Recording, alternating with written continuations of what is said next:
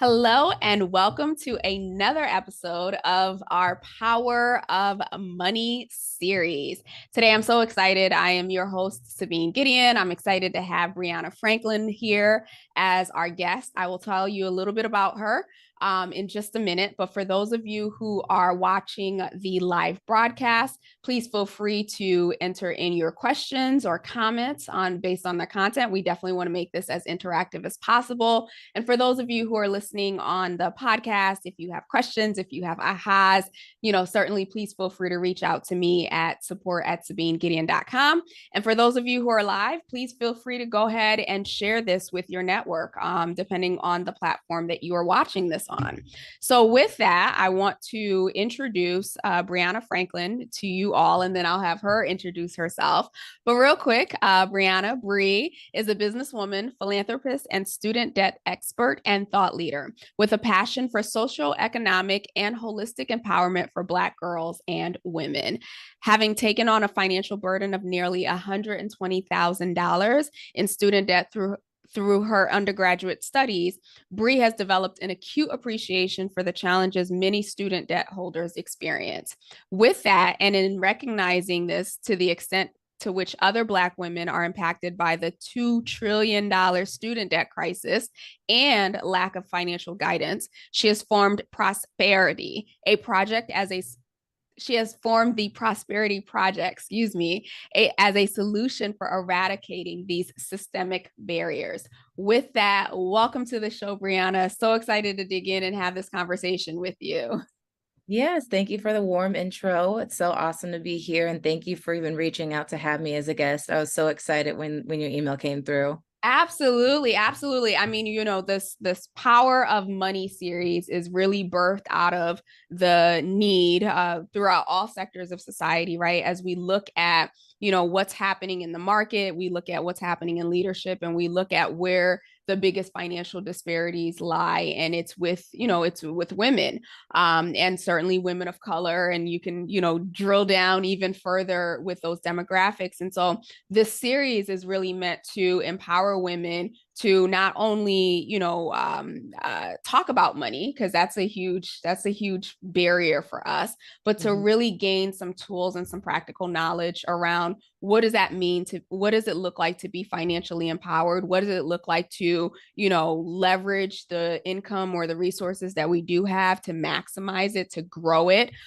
beyond just our day-to-day needs, but what does that look like in impacting our communities, impacting the generations behind us. And so you are at a pivotal point in the series where you're now talking about not only some of the financial decisions that perhaps we had to make in previous parts of our lives, but how even these decisions, these financial decisions that we've had to make when we were younger or adolescents, have impacted or continue to impact us even in our adulthood. So before I get into the juiciness here, I would love for you to walk us through your journey and what really inspired you and provoked you to create this project and how you're leveraging it today to support women.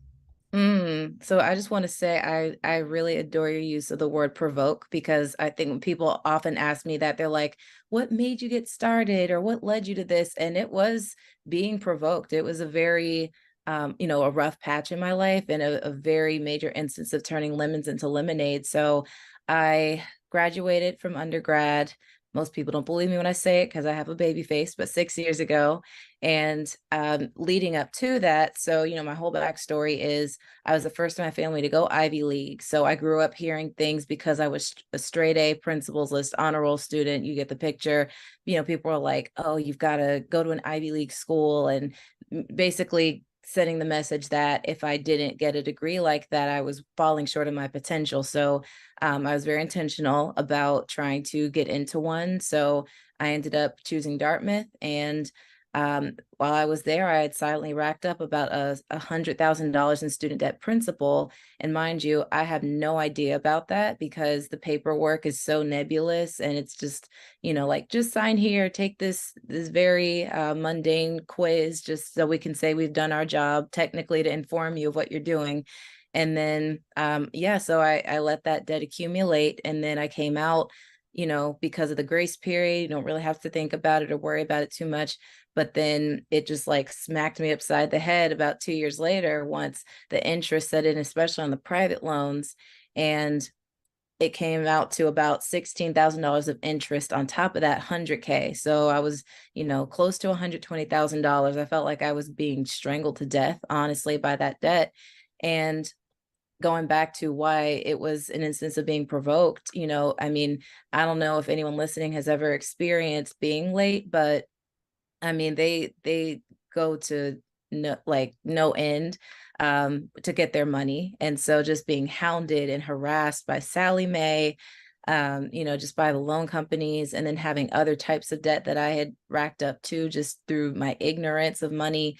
I was in a really tight spot, and this was like summer 2019. And I had fallen so behind on my loans that my credit dropped 20 points overnight, somewhere between 120 and 150 points. And I was no longer credit worthy as far as most lenders are concerned. So out the window went getting an apartment, being able to refinance my car loan, all of those things.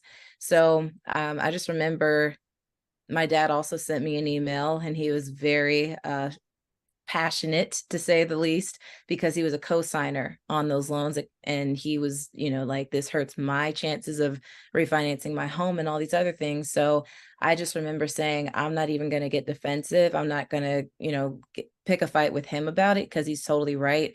I'm going to take back control, and I want my life back. And I remember I rolled up my sleeves, and I just got 2 part-time jobs just to get money coming in like within the week.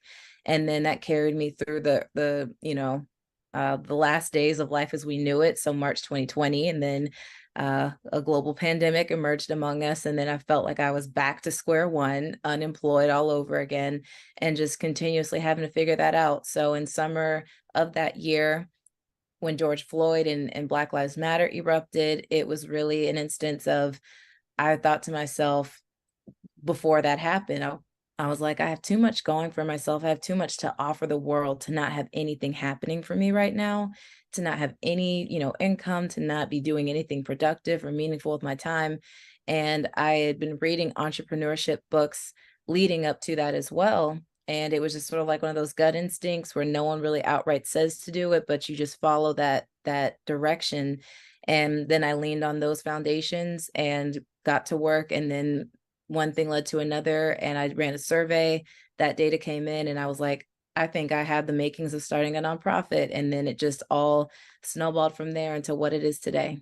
Ah, what an amazing story. And oh my gosh, I can feel the impact, especially well, it's been a few more than 6 years for me. But certainly those first few years of like, how do you balance, what's supposed to be, they sold you this like 100K salary when you get out of Yeah. school, lies. When you're trying to balance adulting and figuring life on your own, and you have these bills that you accumulated and trying to navigate that. And so I'm so happy to hear that while it was triggering in many ways, you didn't take the route of being defeated, that you Mm-hmm. decided to take action. So tell us about the organization now, and who you work with, and how you support others who are in the same place, or close to that same place, to get out.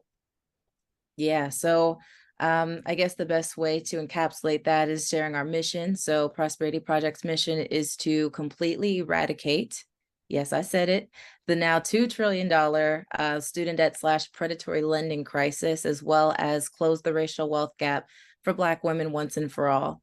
And I take that charge very personally, because I think that there's so many bad actors at play. And, the issues that we see on both fronts are the result of a lot of intentional, just greed and exploitation. So our organization really prides itself on being an innovator, and that, for our initiatives, like our two main programs, we have 35 to Free, our flagship, and that gets its name from the $35 billion in student debt, as well as 35% rate of financial literacy that Black women hold collectively.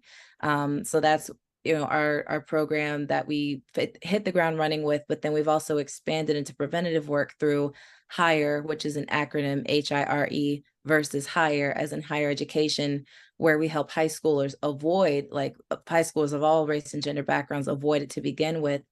And so we really, through both of those programs, are innovating because a lot of similar entities will just enable a broken system, right? Like we see so much conversation with high schoolers around, well, college is expensive, and people talk about it as though, well, it's hurricane season, what can you do if you live in Florida, right? And we're like, no, just telling people to get more scholarships to keep up with these crazy high tuition rates is not the answer. We need to be taking a step back and asking, does college even make sense for every child? And the answer is absolutely a resounding no. And then for those it does make sense for, as in will make them directly more employable and lead to more profits, how can we equip them with the awareness and the skills to be able to navigate the financial piece if they can't write a check, if the parents don't have it like that, and they will need to borrow to make it happen.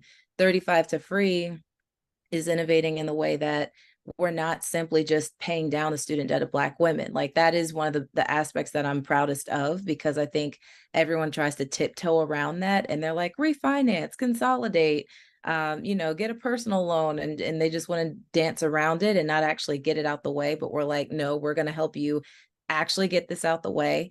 But it goes beyond that, because we're also arming our Prosperettes, the Black women who go through the program, with financial guidance. Because if you don't have that piece, then what can happen is the lottery winner effect, where, you read about, I think it's a third or two-thirds. Sorry, I'm not clear on the stat, but it's a significant chunk of lottery winners who go broke because they don't have a management plan for their earnings. And then also, we don't want to create a codependency effect where they're like, well, I was leaning on y'all to get out of debt. Now that I'm out of the program, what do I do? Like, we're building them up so that they can far exceed what we do for them as they continue to make more money and go through their careers. So all that's to say, like we try to be very cutting edge in our solutions so that we're making lasting change and not just putting a Band-Aid on a broken bone. Yes. Oh my gosh, I love all of that. And so we know that especially within the last few years that Black women in particular are like the most educated demographic, and that does result in but no one's really talking about, well, how much did it cost them?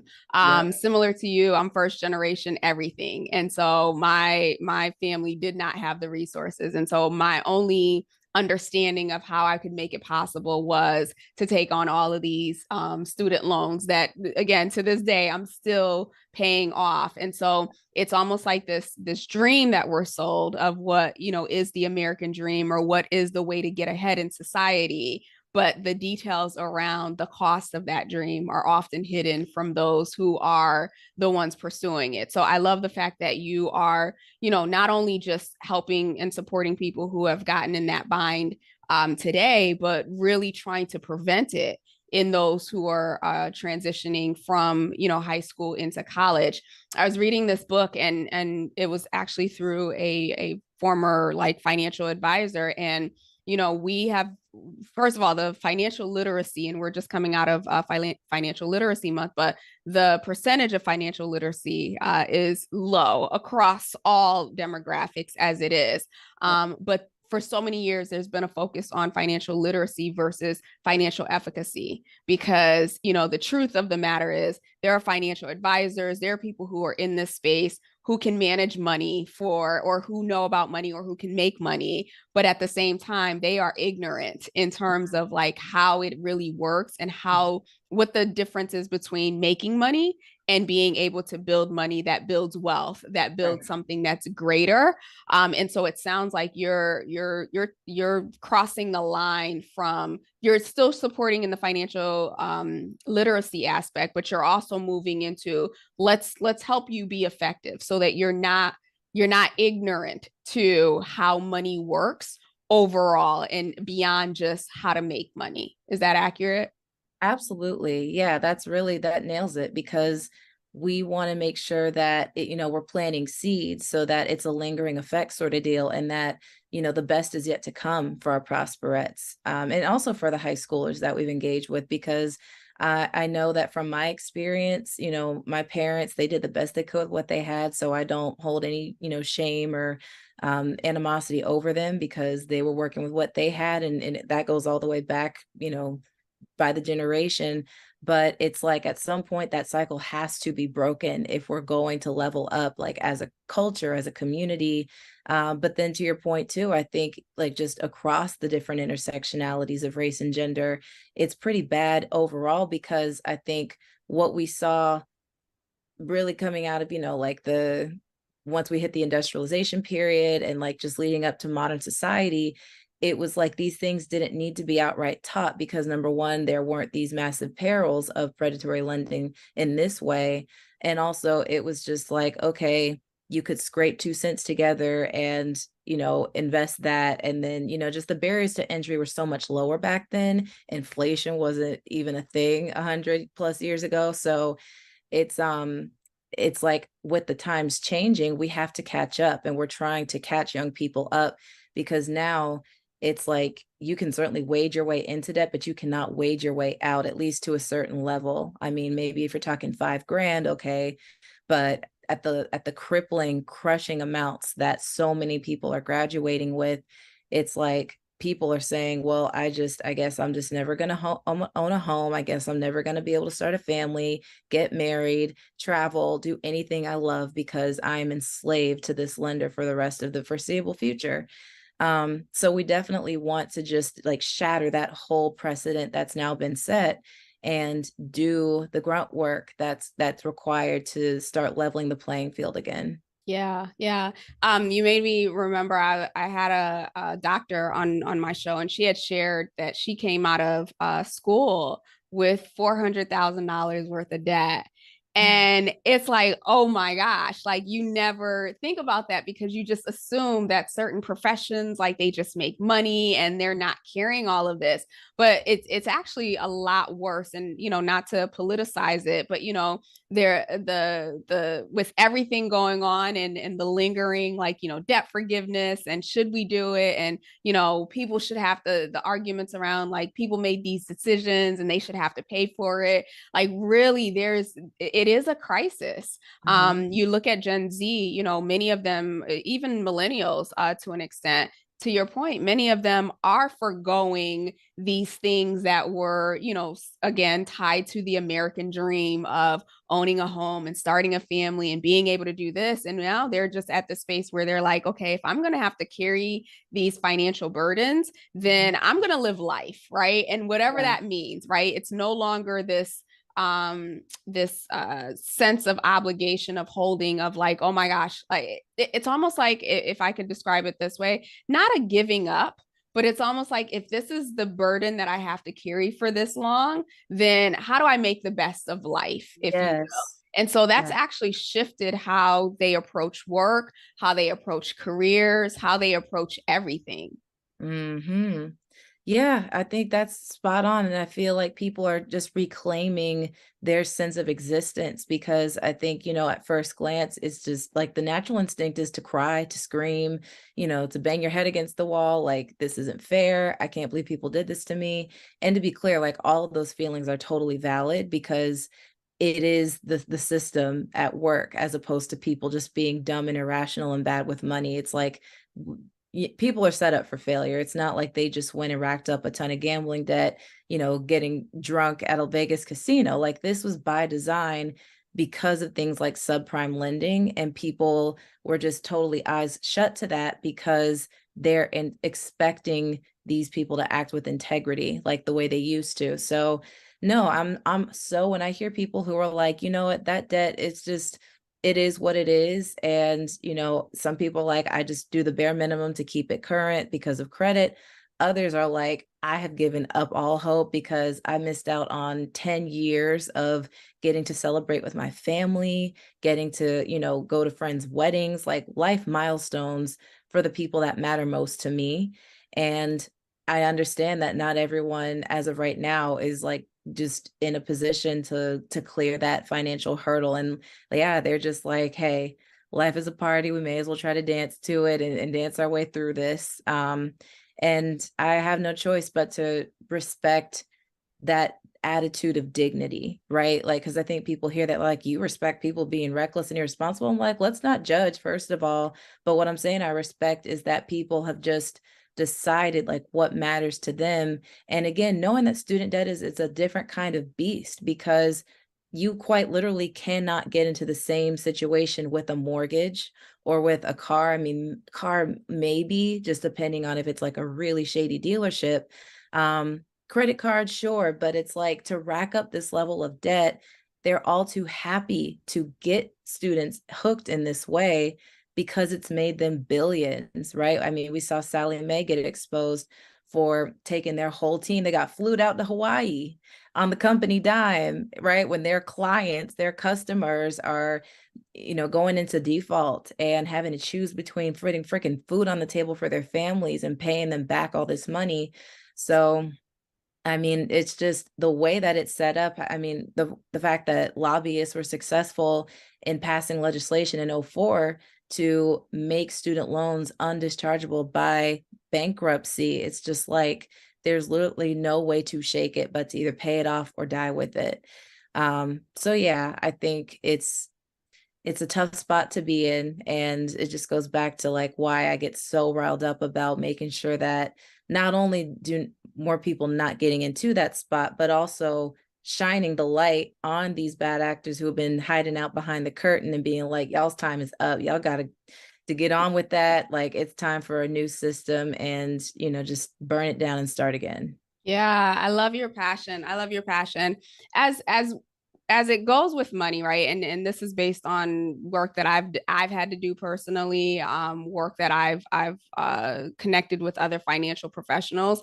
There's the piece around, I call it the technical aspect, right? Or the practical aspect of knowing how to make decisions around money, or understanding how to read, that 15-page contract that they send you, even if it's student loans or it's a credit card or whatever the case may be. And then there's also the piece that we don't see, right? The mindset, the mental, the emotional, the psychological aspect Mm-hmm. around our attachments and the meaning that we give to money. And I think that, as we're thinking about, how do we elevate women to the space where they are empowered with their money, that they can, make it, they can grow it, they can keep it, they can multiply it and whatnot. I feel like at the heart of all of this, it always starts with, what does that person really truly believe about themselves? Yes, there will always be external factors, but I think that when it comes to money and the way that we as a society have put this premium Mm-hmm. on what it means to have money and what it means to, be wealthy and whatnot, oftentimes the driving force, and this is a generalization, but oftentimes the driving force behind us even moving in that space of going to get these degrees and accumulating this debt is this hope of, okay, this is going to be the thing that like gets me out, or this is the thing that differentiates me, or this is the thing that opens up more doors for me.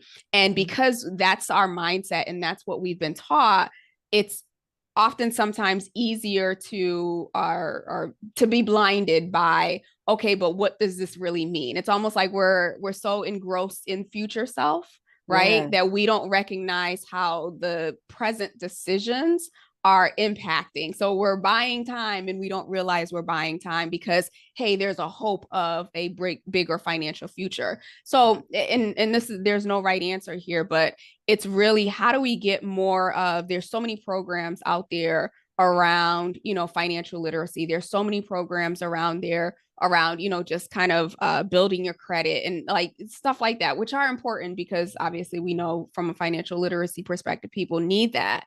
But I feel like there's a deeper work that's missing in terms of getting down to the psyche of Mm-hmm. individuals, whether, it's a younger age or even adults right now, to really understanding, identifying where we might have some money wounds that have been, generated or passed down to us from family members, identifying the areas or the moments in which we've given money a not so great meaning in our lives, and then subsequently made decisions that reflected that. So I'm curious, in the programs that you run, do you do a lot of work around some of the healing, if you will, around our money wounds, our money thoughts, our patterns, and our beliefs? Like 100%. And I was really intentional about integrating that, especially into the 35 to free curriculum. So to preface, we actually worked with, she's now departed. Unfortunately, she ended up having conflicts and couldn't stay on another year, but the incredible Deanna Scales, by day, she works as head of diversity, inclusion, and belonging at BuzzFeed, but she's also a finance pro. So she came on as a coach and actually helped us custom build out our curriculum. And we had meetings every week. And, we went through different drafts and iterations because I am very much a perfectionist. And I was like, I don't know money that well yet, so I'm trusting you for the content. But in terms of the structure, like, I know the outcomes I want for our Prosperettes. I want them to leave this feeling like I can, like all the people, the naysayers that you brought up earlier on Twitter who love to holler out about, well, just pay it off like the rest of us and take responsibility, and they just don't get it.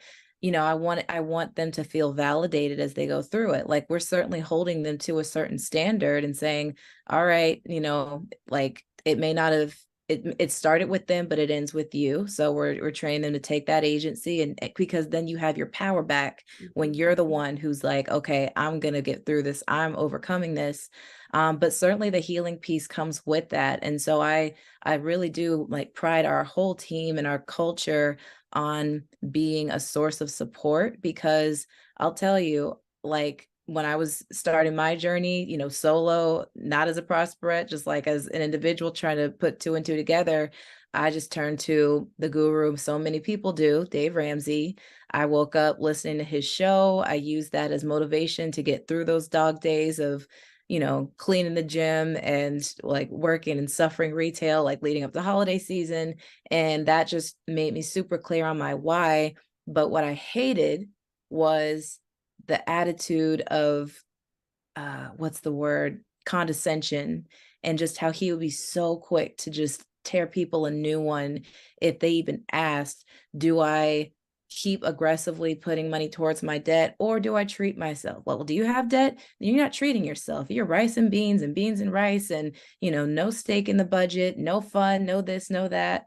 And basically life is beige and gray until you're debt free. And so my thing is, we've come up with something more like a debt tolerance where people can gauge where they fall on that. Because I think to say that everybody should just say, like, to heck with that, I'm done with it.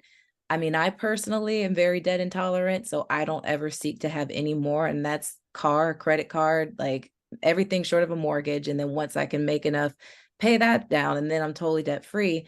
But some people are like, no, I don't mind leverage, and I don't mind putting things on a credit card and then, racking up points because I want to live a more credit-based lifestyle. So our thing is, I think part of healing is establishing your own identity and finding your voice. And we seek to be a space where that's possible and where people can feel like, oh, I can call my own shots and I can do a little bit of both. I can do what feels comfortable. I can try a new approach. So 100%, yes, that's very well entrenched into our methodology and in the programming. Yeah, I love that you mentioned that, because as a business owner, at least for me personally, because I had racked up so much debt coming out of school and like the first few years of, learning how to adult, I lived off of my credit cards, and I had gotten to a place where I wanted to buy a home, but my credit was so jacked up and I had Mhm. so much, defaulted. and something shifted. That desire to want to own a home is what kind of made me start to look at all of the stuff that I was ignoring. So I went through a process, I think it was about 2 years of, paying down charge offs and all this other stuff till I got to a point where I could buy a home. And then it was because, not that it was a little exhausting. It was a little emotionally exhausting to go through that process. But I got Mhm. to a point where I was just like, I am not messing with debt anymore. Like, no more, never again will I be entangled and da da da da da. Yeah. And as a business owner, I remember, coming across the conversation around leveraging, right? As you grow your business, you need capital, you need everything. And my mindset was, no, I'm going to work for it. I'm going to do all the things and I'm going to work for it. But it was almost like there was a part of me that needed to understand, okay, this version of you needed to go through that process and understand it in this capacity. In Yes. this environment, it's okay. And leverage, the past mistakes, if you will, to really look at how do you want to show up, or how do you want debt to play a role in your life today. And so Mhm. even that for me was another pivotal moment of going back and healing based on like the decisions and the ramen noodles, the years of ramen noodles I had to Yes. eat, Yes. to recognize that, okay, I'm in a different place. I have different tools now, and I can move forward in a place that's a lot more conscious and aware of the decisions that I'm making. And I have resources, right? Like, I didn't know, I mean, I knew about financial advisors like back when things were happening, but you don't think as a college student or fresh out of college, like, oh, I should have a financial advisor. No one's thinking that. Mm-mm. So I love the fact that you don't limit it to this narrow lane, like this is the only way that you can succeed, because we know there's, multiple ways to build wealth, to build financial stability, but that you really give people the option to explore what makes sense for me, because that's what's going to make it sustainable. Right. If people try to like go into this lane, they'll naturally, similar to the lottery effect, they will go back to their reset point. So I love that you've incorporated that into your program, and that you create that space for people to have that agency, be empowered, and make the decisions that they feel are right for them. What, yeah, for sure. And part of it too, I don't know if you're familiar with Yaneli Espinal, Miss Be Helpful. Mm-mm. Oh gosh, she's a force in finance. She's been doing work in this realm for the better part of the last 5 years. And we've done, so many conversations like these. And we had a great dialogue in April as part of Financial Literacy Month. And yeah, we were just talking about, like breaking mentally out of those confines, and then also making it analogous to weight loss. She's like, I love that. Let's run with that. We just talked about, it's like, okay, it really is just, conscientiousness and stewardship, because if you're following a certain lifestyle when it comes to your physical wellness, if you have goals that you're serious about achieving, you don't have a ton of wiggle room to splurge on, cake and the desserts and, all the treats that get thrown your way. And it's like, but at the same time, if someone offers you an extra helping and you're like, you know what, I'm cool if I need, to like make up for this somehow, or if I'm just going to be a little bit further away from meeting my target. Like, okay, so now I'm down to 20% body fat next January as opposed to this October, right? Like, just being flexible with yourself and giving yourself that grace to adjust with life, and to not be so married to hitting a certain milestone that you are depriving yourself in every way and it's no longer enjoyable. I mean, certainly,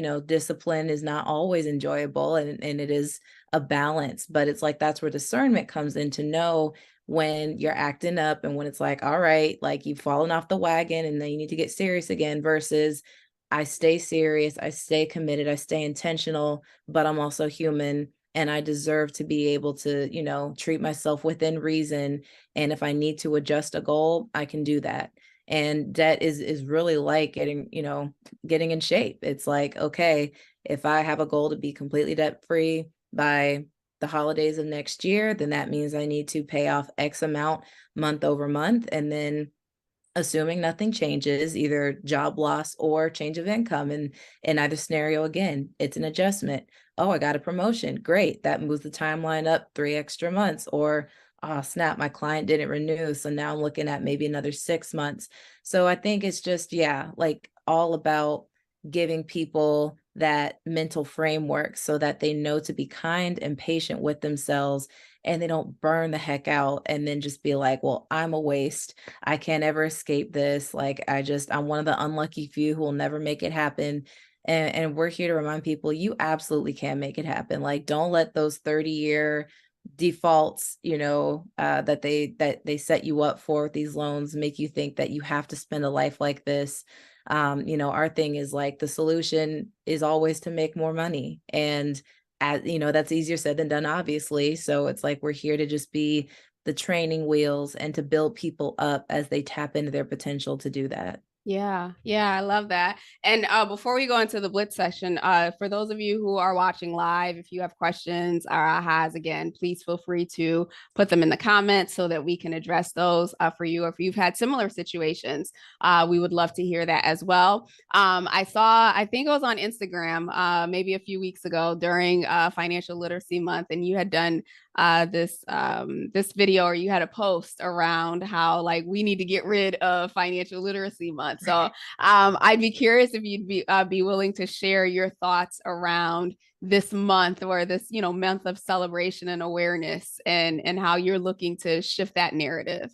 Yeah. So the spirit of that was really trying to be very precise with the language. So I'm an English major, so I read sometimes a little bit too much into wording of things. But I think in this case, I know I'm not the only person who's expressed this. I actually went to an event in Atlanta a couple of weeks ago that was hosted by Black Enterprise, the publication, alongside Fidelity, and Butch Graves, who is the CEO of Black Enterprise. I asked a question on a panel he spoke on, and he beat me to the punch because I had been saying this like in casual conversations, but he's like, I just want to say one thing. We don't need financial literacy. We need financial empowerment. We need financial, education. He's like, I don't need to be literated. I need to be assisted, like people to provide guidance. And I think that a better phrasing for it would be something along the lines of empowerment or preparation, because I think that's how we solve the problem, is if we better prepare young people to meet the demands of today's economy. I mean, in the same way you would not expect someone, again, looping back to the fitness analogy, to just bust out 10 pull-ups or chin-ups, right? I mean, I have tried. I had to start working with a trainer to even build that muscle group to do one.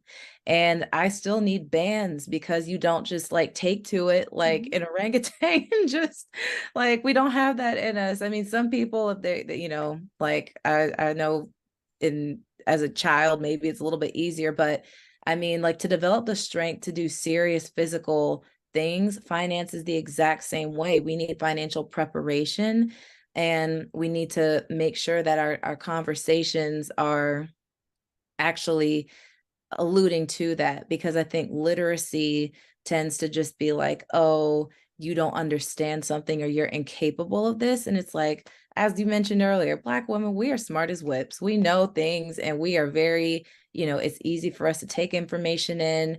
And I mean, we've seen that phrase, if you want something done, do it yourself, or I guess I'll do it myself, said every Black woman, right? Like, it's like we definitely have what it takes to succeed, but it's just no one has bothered to sit down and humanize it and like help us with over our pain points. Like there's just so much judgment and ego and ignorance on the part of people who call themselves helping and being a hand of the solution. So yeah, like that's my 2 cents on it, is just that making sure that the language is more reflective of what the problem actually is would be a better way to market that month and, drive content accordingly. Yeah, I totally agree. Because again, education, right? Like I got a whole bunch of books back there, right? Like I could read for days. Like there's a Mm-hmm. lot that I know about, right? Mm-hmm. Me internalizing that and giving that meaning for myself and how I, show up differently is a whole different story. And I want to reiterate this, especially when it comes to money, when it comes to women. There's so much Oftentimes there's so much guilt and shame that's wrapped into our relationship with money, hidden underneath the surface, right? That it again, you can give like all of the information, like, this is an asset, this is a liability, and all of that stuff. But if that person is unable to get the support that they need to get to the root of what were some of your initial conversations in the house around money, what were Yeah. some of the initial emotions that were elicited when it came to conversations about money? Are you asking about money? Are you asking for things? I think that there's a need for healing. It may sound a little woo, but I think there's a part of it that goes into the practical and the tactical and the strategic aspect of how do we move forward and how we make decisions.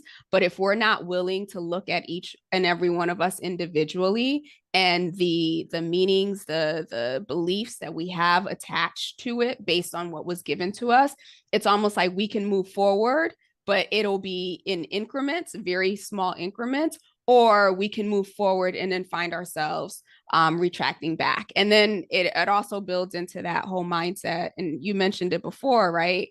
Sometimes you can't out earn this debt, right? Mhm. So even that mindset of just keep working, just keep working, just keep working, it keeps people on this hamster wheel.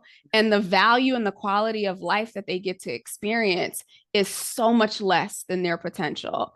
So I appreciate the work that you're doing. I appreciate the work that individuals like Barbara Welch, who was on the show a few weeks ago, her focus is really around the good life. And it's really looking at holistically, what do you want to create? And then how do we address each one of these buckets?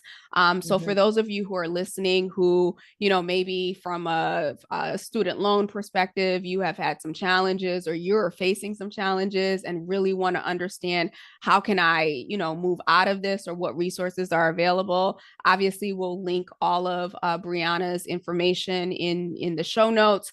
So please connect with her. Please reach out. Find the support that you need. And in the time being, before we get into like the actual links to get to it, I'm curious. I have 3 questions for you for our Blitz section here, and then we'll let you go. So as you think about everything that you've learned up until this point, right? Financially, life wise, everything. If you could go back to a younger version of yourself and give her some advice that you think would have been pivotal for her Mm. growth and her development, what might that be? I would say specifically in the vein of educating myself,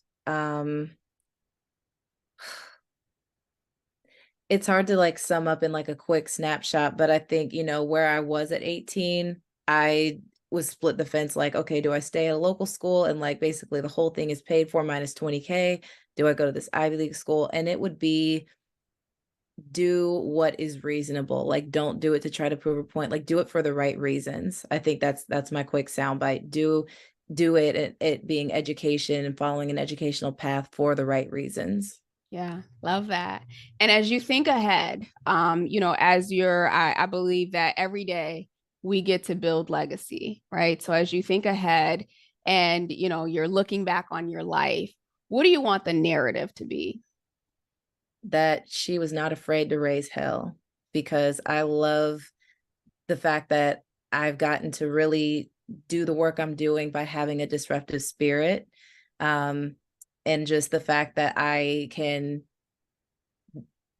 be that snag. I think about clothing, how sweaters and clothes don't fall apart usually by being like burned up as a whole. It's like one tiny snag, just, hooking onto something one good time is enough to unravel the whole thing over time.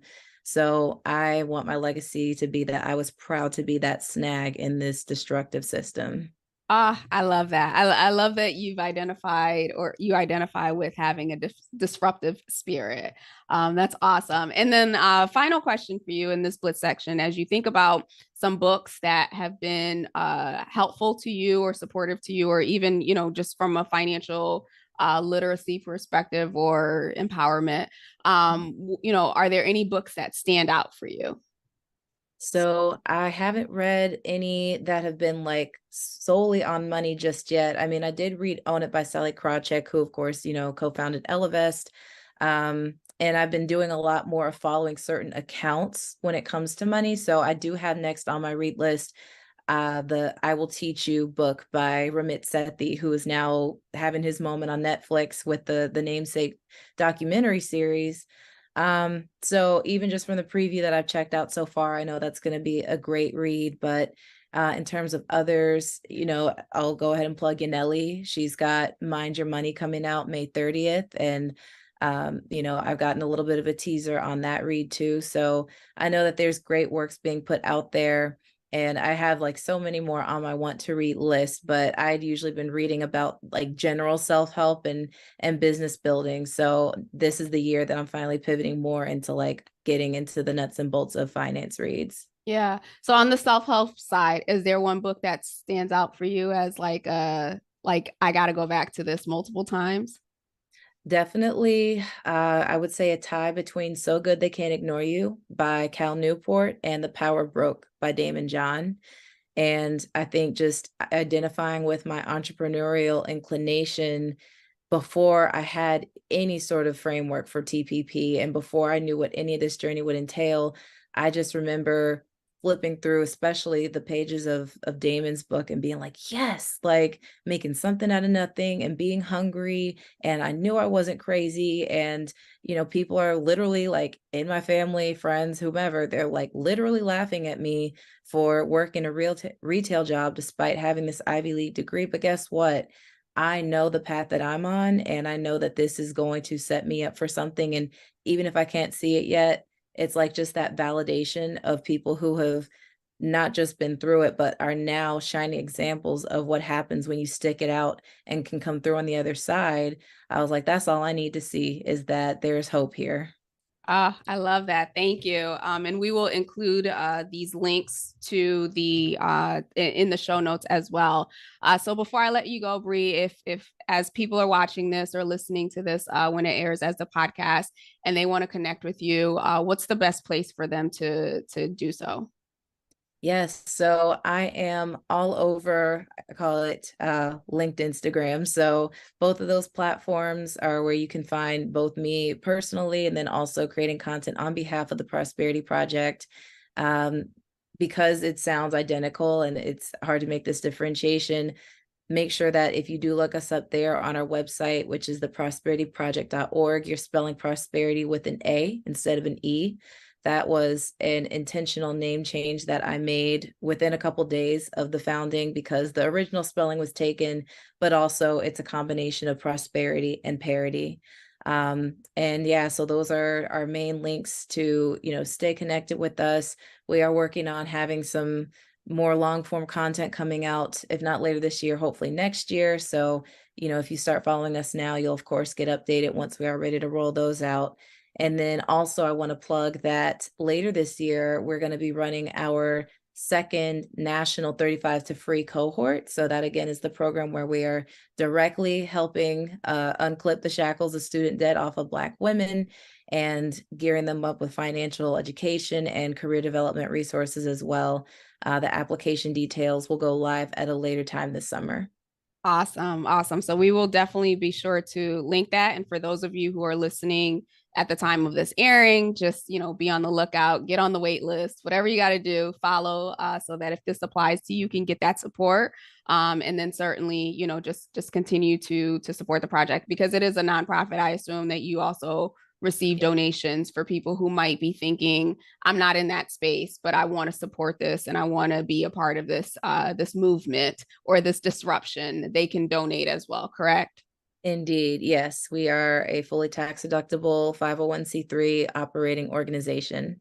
Okay, awesome, awesome. So everything will be in there. Briana, thank you again for this conversation. Thank you for your passion in literally breaking chains and rewriting, if you will, old rules that no longer apply or are no longer valid for this generation and certainly the generations to come. So thank you for being such a wonderful role model. Sometimes it's in it's in the most negative, painful experiences in which, innovation is birth, but also purpose. And so it sounds like you have identified a avenue, if you will, or a lane in which you can, make an impact on this world. And so I'm excited to watch you flourish, watch you grow, watch you plow, and break some of these generational systems. Oh, thank you. That means so much. And just again, thank you for being such a gracious host, both with amazing questions and then also fielding the snafus we kept running into earlier. I'm so glad that we were able to pull this off. I mean, the hour literally zipped by like that because I could talk about this all day. So just thank you again for the platform and opportunity. Absolutely. It's been my pleasure. And so, again, for those of you who are watching live, leave your questions. I will go back and check those. And for those of you who are listening on the podcast, be sure to connect with Bree. Send me any questions at support@sabinegideon.com. And with that, we will be back next week with another powerhouse female to talk about the power of money. Have a great rest of the day.